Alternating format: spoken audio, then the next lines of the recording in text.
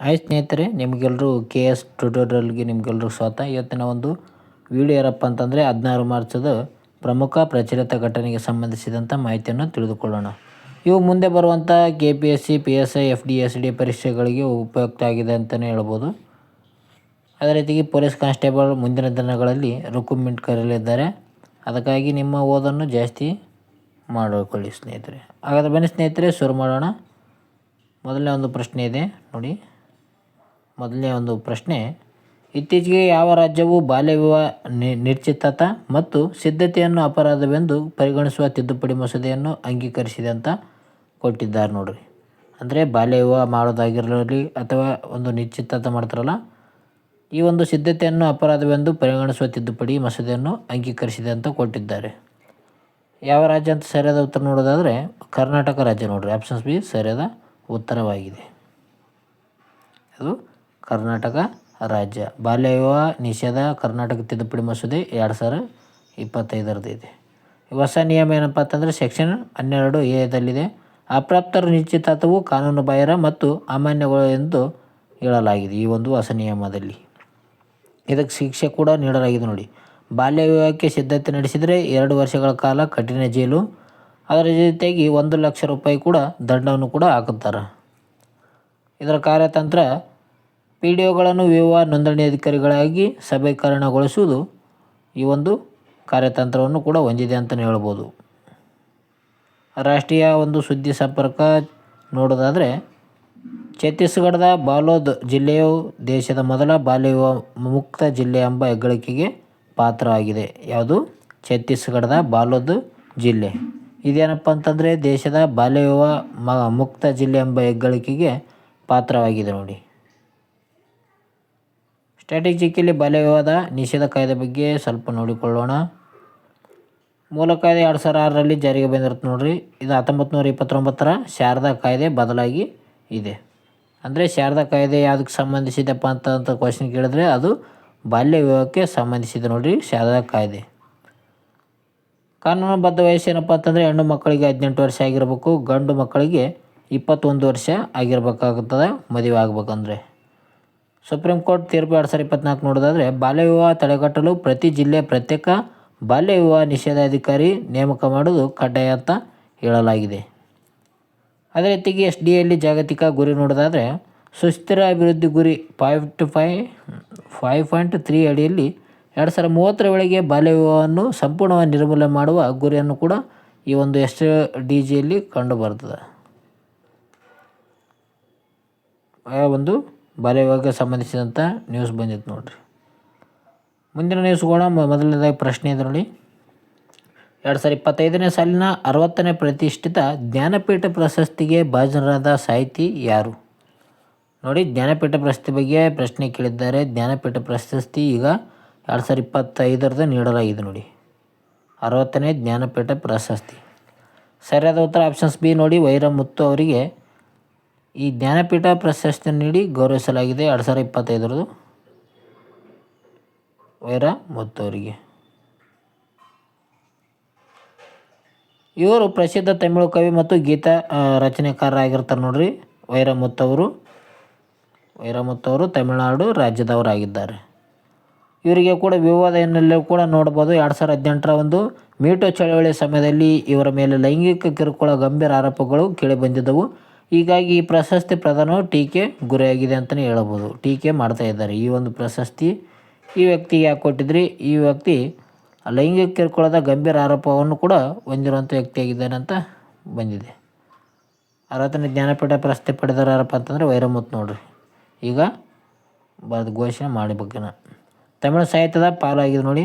ವೈರಮುತ್ತು ಅವರು ಜ್ಞಾನಪೀಠ ಪ್ರಶಸ್ತಿ ಪಡೆದ 3ನೇ ತಮಿಳು ಸಾಹಿತಿ ಆಗಿದ್ದಾರೆ. ಇವರು ತಮಿಳುನಾಡಿನ 3ನೇ ತಮಿಳು ಸಾಹಿತಿ ಆಗಿದ್ದಾರೆ ವೈರಮುತ್ತು ಅವರು. ಈ ಮೊದಲು ಪಡೆದಂಥ ವ್ಯಕ್ತಿಗಳು ಯಾರ್ಯಾರು ಅಂತ ನೋಡೋದಾದರೆ ಅಖಿಲನ್ ಅವರು 1975ರಲ್ಲಿ ಈ ಒಂದು ಜ್ಞಾನಪೀಠ ಪ್ರಶಸ್ತಿಯನ್ನು ಪಡೆದಿರ್ತಾರೆ. ನಂತರದಲ್ಲಿ ಜಯಕಾಂತನ್ ಅವರು 2002ರಲ್ಲಿ ಜ್ಞಾನಪೀಠ ಪ್ರಶಸ್ತಿಯನ್ನು ಪಡೆದುಕೊಂಡ 2ನೇ ವ್ಯಕ್ತಿಯಾಗಿದ್ದಾರೆ. ಈಗ 2025ರದ 60ನೇ ಜ್ಞಾನಪೀಠ ಪ್ರಶಸ್ತಿ ಪಡೆದುಕೊಂಡಂಥ ವ್ಯಕ್ತಿ ವೈರಮುತ್ತು ಆಗಿದ್ದಾರೆ. ಇವರು 3ನೇ ತಮಿಳು ಸಾಹಿತಿ. ಇದು ಪ್ರಮುಖ ಆಗಿದೆ ನೋಡಿ. ಜ್ಞಾನಪೀಠ ಪ್ರಶಸ್ತಿ ಬಗ್ಗೆ ಕೂಡ ಪ್ರಶ್ನೆ ಕೇಳಬಹುದು ಸ್ನೇಹಿತರೆ. ಅದಕ್ಕಾಗಿ ಸ್ಟ್ರಾಟಜಿಕಲ್ಲಿ ಜ್ಞಾನಪೀಠ ಪ್ರಶಸ್ತಿಗೆ ಸಂಬಂಧಿಸಿದಂಥ ಮಾಹಿತಿಯನ್ನು ನೋಡಿಕೊಳ್ಳೋಣ. ಈ ಜ್ಞಾನಪೀಠ ಪ್ರಶಸ್ತಿ ಸ್ಥಾಪನೆ ಆಗಿದೆ ಯಾವಾಗಪ್ಪ ಅಂತಂದರೆ 1944 ಅದು ಸ್ಥಾಪನೆ ಮಾಡ್ಬೇಕಂತ ಅಂದ್ಕೊಂಡಿರ್ತಾರೆ. ಅವಾಗ ಸ್ಥಾಪನೆ ಆಗಿಸಿಂದ ಒಂದು ಮೊದಲ ಪ್ರಶಸ್ತಿಯನ್ನು ಯಾವಾಗ ಪ್ರದಾನ ಮಾಡ್ತಾರೆ ಅಂದರೆ 1965 ಈ ಒಂದು ಪ್ರಶಸ್ತಿಯನ್ನು ಪ್ರದಾನ ಮಾಡ್ತಾರೆ. ಅದಕ್ಕಾಗಿ ಅತಿ ಹೆಚ್ಚು ಈ ಒಂದು ಸ್ಥಾಪನೆ ಆದ ವರ್ಷ 1965 ಅಂತಲೇ ಹೇಳ್ತಾರೆ ನೋಡ್ರಿ. ಮೊದಲ ವಿಜೇತ ಆದಂಥ ವ್ಯಕ್ತಿ ಯಾರಂತ ನೋಡೋದಾದರೆ ಜಿ ಶಂಕರ್ ಕುರುಪ್ ಅವರು ಮೊದಲ ಜ್ಞಾನಪೀಠ ಪ್ರಶಸ್ತಿಯನ್ನು ಪಡೆದುಕೊಂಡಂಥ ವ್ಯಕ್ತಿಯಾಗಿದ್ದಾರೆ. ಇವರು ಮಲಯಾಳಂ ಭಾಷೆಗೆ ಜ್ಞಾನಪೀಠ ಪ್ರಶಸ್ತಿಯನ್ನು ಪಡೆದುಕೊಂಡಿರ್ತಾರೆ. ಜಿ ಶಂಕರ್ ಕುರುಪ್ ಅವರು. ಬಹುಮಾನ ಮತ್ತು ನೋಡೋದಾದರೆ 11 ಲಕ್ಷ ರೂಪಾಯಿ ನಗದು ಪ್ರಶಸ್ತಿ ಮತ್ತು ವಾಗ್ದೇವಿ ಕಂಚಿನ ಪ್ರತಿಮೆಯನ್ನು ನೀಡಿ ಗೌರವಿಸಲಾಗುತ್ತದೆ ನೋಡ್ರಿ ಜ್ಞಾನಪೀಠ ಪ್ರಶಸ್ತಿ ಪಡೆದವರು. ಕರ್ನಾಟಕದ ಹೆಮ್ಮೆ ನೋಡೋದಾದರೆ ಕರ್ನಾಟಕದ ಸಾಹಿತ್ಯಕ್ಕೆ ಇದುವರೆಗೆ ಎಷ್ಟಪ್ಪ ಅಂತಂದರೆ 8 ಜ್ಞಾನಪೀಠ ಪ್ರಶಸ್ತಿಯನ್ನು ನೀಡಿ ಗೌರವಿಸಲಾಗಿದೆ. ಅದರಲ್ಲಿ ಮೊದಲು ಪಡೆದುಕೊಂಡ ವ್ಯಕ್ತಿ ಅಂತ ನೋಡೋದಾದರೆ ಅದು ಕುವೆಂಪು ಆಗಿದ್ದಾರೆ. ಇವರು 1967 ಶ್ರೀ ರಾಮಾಯಣಂ ದರ್ಶನಂ ಎಂಬ ಒಂದು ಕೃತಿಗೆ ಜ್ಞಾನಪೀಠ ಪ್ರಶಸ್ತಿ ಪಡೆದುಕೊಂಡ ಕನ್ನಡದ ಮೊದಲ ಸಾಹಿತ್ಯ ಯಾರಪ್ಪ ಅಂತಂದರೆ ಈ ಕುವೆಂಪು ಆಗಿದ್ದಾರೆ ನೋಡ್ರಿ. ಇವು ಏನಪ್ಪ ಅಂತಂದರೆ ಇಂಪಾರ್ಟೆಂಟ್ ಆಗುತ್ತೆ ನೋಡ್ರಿ. ಕರ್ನಾಟಕದಂತ ಪಡೆದುಕೊಂಡ ವ್ಯಕ್ತಿ ಯಾರಂದರೆ ಕುವೆಂಪು ಅವರು 1967 ಶ್ರೀ ರಾಮಾಯಣ ದರ್ಶನಂಗೆ ಈ ಒಂದು ಪ್ರಶಸ್ತಿಯನ್ನು ಪಡೆದುಕೊಳ್ತಾರೆ. ಇನ್ನೂ 7 ಏನು ಜ್ಞಾನಪೀಠ ಪ್ರಶಸ್ತಿ ಪಡೆದುಕೊಂಡಿರ್ತಾರೆ ಅವರು ಕೂಡ ಇಂಪಾರ್ಟೆಂಟ್ ಆಗ್ತಾರೆ ನೋಡ್ರಿ. ಮುಂದಿನ ಒಂದು ನ್ಯೂಸ್ ಹೋಗೋಣ. ಮುಂದಿನ ಒಂದು ನ್ಯೂಸು ಪ್ರಶ್ನೆ ಇದೆ ನೋಡಿ. ಇತ್ತೀಚೆಗೆ ನಡೆದ 2026 ಒಂದು BCCI ನಮನ್ ಪ್ರಶಸ್ತಿ ಸಮಾರಂಭದಲ್ಲಿ ಅತ್ಯುತ್ತಮ ಅಂತಾರಾಷ್ಟ್ರೀಯ ಮಹಿಳಾ ಕ್ರಿಕೆಟಿಗ ಪ್ರಶಸ್ತಿಯನ್ನು ಯಾರು ಗೆದ್ದಿದ್ದಾರೆ?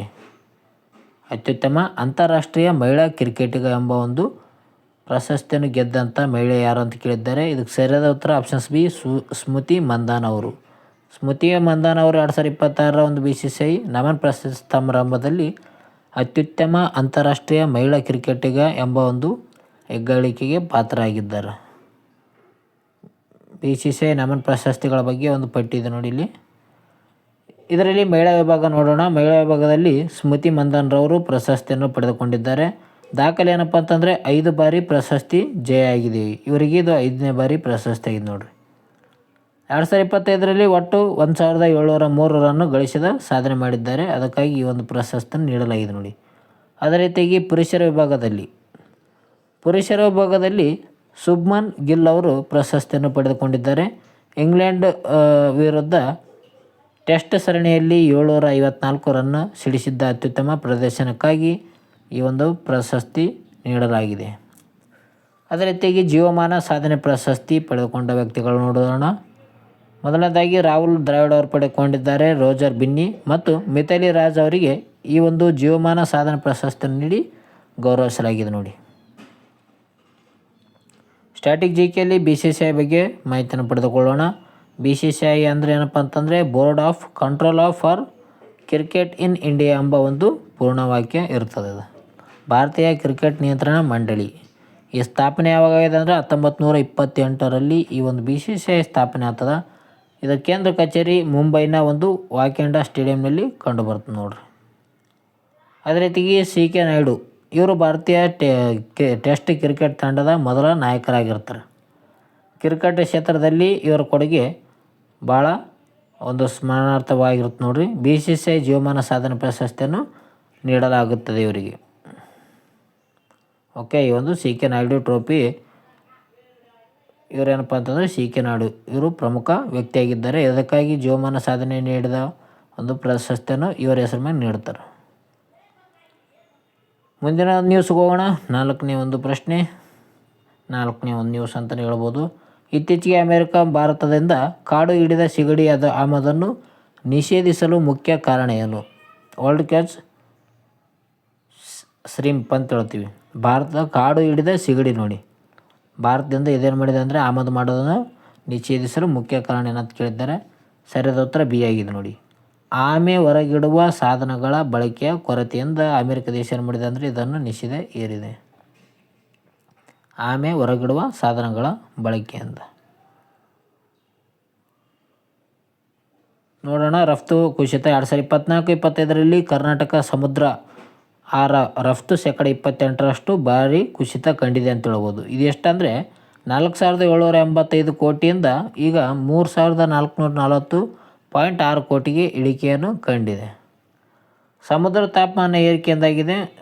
ಅದರ ಜೊತೆಗೆ TED ಬಳಸುವಿಕೆಯಿಂದ ಏನಾಗಿದೆ ಅಂದರೆ ಕಡಿಮೆ ಆಗಿದೆ. ಇದರಿಂದ ಅಮೆರಿಕ ನಿಷೇಧ ಏರಿದೆ.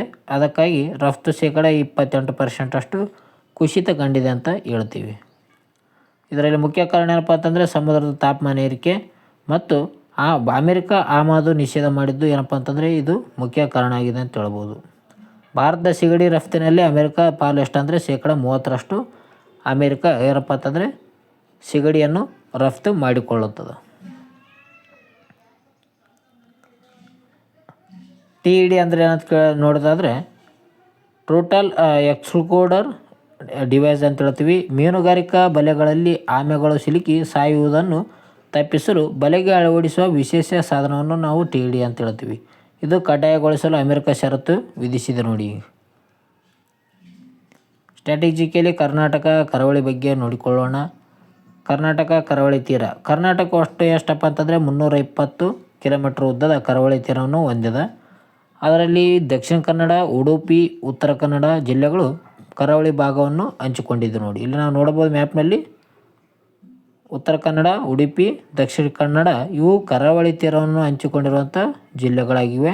320 ಕಿಲೋಮೀಟ್ರ್ ಅಷ್ಟು ಕರಾವಳಿ ತೀರವನ್ನು ಹೊಂದಿದೆ ನೋಡಿ ನಮ್ಮ ಕರ್ನಾಟಕ ರಾಜ್ಯ. ಪ್ರಮುಖ ಬಂದರು ಅಂತ ನೋಡೋದಾದರೆ ನವಮಂಗಳೂರು ಬಂದರು. ಇದನ್ನು ಕರ್ನಾಟಕದ ಹೆಬ್ಬಾಗಿಲೆಂದು ಕರೆಯುತ್ತಾರೆ. ಕರ್ನಾಟಕದ ಹೆಬ್ಬಾಗಿಲು ಅಂತ ಯಾವುದು ಕರಿತಾರೆ ಅಂದರೆ ನವಮಂಗಳೂರು ಬಂದರನ್ನು ಕರ್ನಾಟಕದ ಹೆಬ್ಬಾಗಿಲೆಂದು ಕರಿತಾರೆ ನೋಡ್ರಿ. ಆಮೆಗಳ ಸಂರಕ್ಷಣೆ. ಆಲಿವ್ ರೀಡ್ಲೆ ಆಮೆಗಳು ಭಾರತದ ಕರಾವಳಿಯಲ್ಲಿ ಕಂಡುಬರುವ ಪ್ರಮುಖ ಅಳಿವಿನಂಚಿನ ಪ್ರಭೇದಗಳಾಗಿವೆ ನೋಡಿ. ಆಲಿವ್ ರೀಡ್ಲೆ ಒಡಿಶಾದ ಒಂದು ಕಡಲ ತೀರಗಳಲ್ಲಿ ಇವು ಪ್ರಸಿದ್ಧ ಸಂತಾನೋತ್ಪತ್ತಿ ತಾಣವಾಗಿರ್ತದೆ. ಇಲ್ಲಿ ಒಡಿಶಾದಲ್ಲಿ ಕಂಡುಬರ್ತವೆ ಆಲಿವ್ ರೀಡ್ಲೆ ಆಮೆ ಎಲ್ಲಿ ಕಂಡು ಬರ್ತವೆ ಅಂದರೆ ಒಡಿಶಾದಲ್ಲಿ ಕಂಡು ಬರ್ತವೆ ನೋಡ್ರಿ. ಕೊನೆಯದಾಗಿ ಒನ್ಲೈನರ್ಸ್ ಇದ್ದ ನೋಡ್ರಿ. ಹಾಕಿ ವಿಶ್ವಕಪ್ ಹೈದರಾಬಾದ್ನಲ್ಲಿ ನಡೆದ ಅರ್ಹತಾ ಪಂದ್ಯದಲ್ಲಿ ಫೈನಲ್ನಲ್ಲಿ ಇಂಗ್ಲೆಂಡ್ ವಿರುದ್ಧ ಸೋತರು. 2026 FIH ಮಹಿಳಾ ಹಾಕಿ ವಿಶ್ವಕಪ್ಗೆ ಭಾರತ ಅರ್ಹತೆ ಪಡೆದಿದೆ. ಕೃಷಿ ಕ್ರಾಂತಿ. ಬೀದರ್ ಜಿಲ್ಲೆಯ ತೊಗರಿ ನಾಟಿ ತಂತ್ರಜ್ಞಾನದಿಂದ ಇಳುವರಿ 70-90% ಹೆಚ್ಚಳವಾಗಿದೆ ಎಂದು ICAR ವರದಿ ಮಾಡಿದೆ ನೋಡಿ. ಎಷ್ಟಾಗಿದೆ ಬೀದರ್ನಲ್ಲಿ ಜಿಲ್ಲೆಯಲ್ಲಿ ತೊಗರಿ ನಾಟಿ ತಂತ್ರಜ್ಞಾನದಿಂದ ಇಳುವರಿ ಎಷ್ಟಾಗಿದೆ ಅಂದರೆ 70-90% ಹೆಚ್ಚಿಗೆ ಆಗಿದೆ.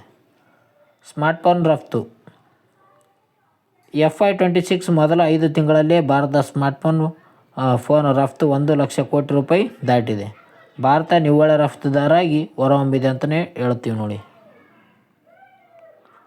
ರಫ್ತು ಉತ್ತೇಜನ ಮಿಷನ್ 2025-26 ಬಜೆಟ್ನಲ್ಲಿ MSMEಗಳಿಗಾಗಿ ಈ ಒಂದು 2,250 ಕೋಟಿ ವೆಚ್ಚದ ರಫ್ತು ಉತ್ತೇಜನ ಮಿಷನನ್ನು ಘೋಷಣೆ ಮಾಡಲಾಗಿದೆ. Export promotion mission